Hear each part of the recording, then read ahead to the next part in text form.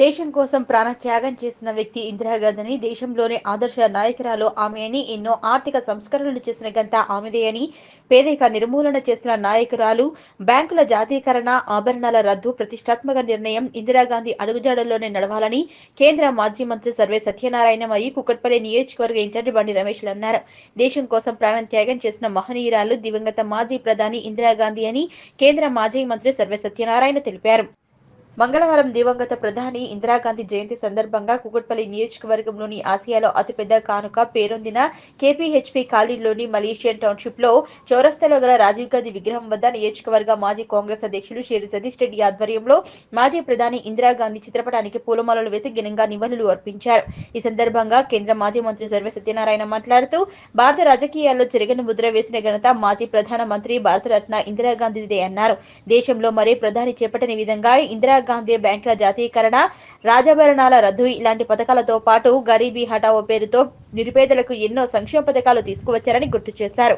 దివంగత ప్రధాని ఇందిరాగాంధీ ఈ తరం నాయకులు ఆదర్శంగా తీసుకోవాలని కేంద్ర మాజీ మంత్రి తెలిపారు.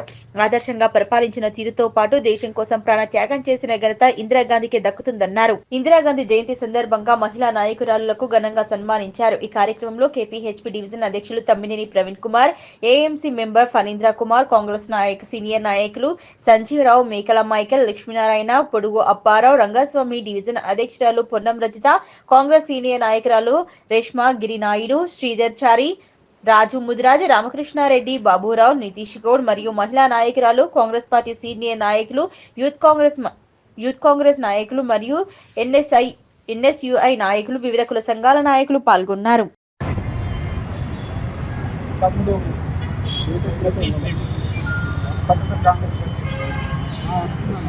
అదేవిధంగా ఈనాటి ఈ యొక్క కార్యక్రమాన్ని గౌరవ ముఖ్య అతిథి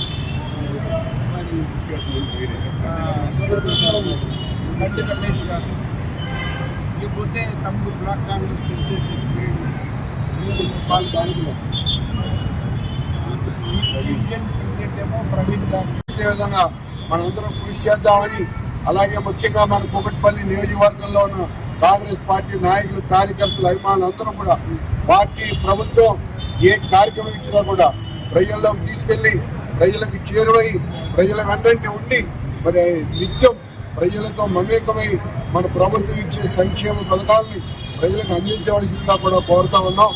ఏదైతే ఈ మధ్య మన ప్రభుత్వం ఇచ్చినటువంటి జీవో 33 ప్రకారం మన ఇందిరమ్మ కమిటీని కూడా వేసుకుని త్వరగా వాటి ద్వారా అందరికీ ఇళ్ళు వచ్చే విధంగా, ఇందిరమ్మ ఇళ్ళు అందరికీ అందే విధంగా కూడా ప్రతి ఒక్కళ్ళం కృషి చేద్దామని చెప్పి ఏదైతే ఆడబిడ్డలు ఎదురు చూస్తా ఉన్నారో, గత గడిచిన 10 ఏళ్ళు కూడా టీఆర్ఎస్ ప్రభుత్వం మరి డబుల్ బెడ్రూమ్ ఇళ్ళు ఇస్తామని చెప్పి అందరినీ మోసం చేసిందే కానీ ఏ ఒక్క మహిళకు కూడా ఇళ్ళు ఇచ్చిన సందర్భాలు లేవు.